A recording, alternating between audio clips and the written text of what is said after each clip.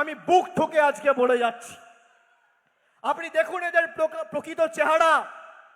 আমাদের 2019 সালে পুলওয়ামা যখন হলো, আমাদের দেশ বিরোধী বলে আখ্যায়িত করত। যদি কেউ বাংলায় কথা বলে তাকে বলছে বাংলাদেশি। যদি কেউ মাথায় পাগড়ি পরে শিখ সম্প্রদায়ের ভাইদের বলছে খালিস্তানি। কি বিদ্বেষ!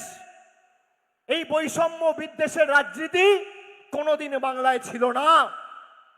বিজেপির গুজরাট মধ্যপ্রদেশের নেতাদের খুশি করতে বাংলার কিছু কুসন্তান নিজের মেরুদণ্ড বিক্রি করে দিয়েছে, তার জবাব বাংলার মানুষ দিয়েছে।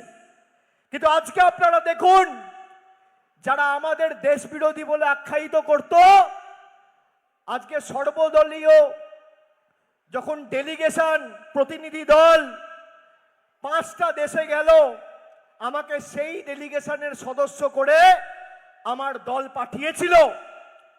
সেখানে গিয়ে আমি দেশের কথা বলেছি। আর সেই সময় যখন আমরা গিয়ে দেশের কথা বলছি, ভারতবর্ষের প্রধানমন্ত্রী আর স্বরাষ্ট্রমন্ত্রী বাংলায় এসে বিভাজনের রাজনীতি করে বাংলার মানুষকে আরো ভুল বুঝিয়ে বৈষম্যের রাজনীতি করে বাংলার মাটিকে অশান্ত করতে চেয়েছে।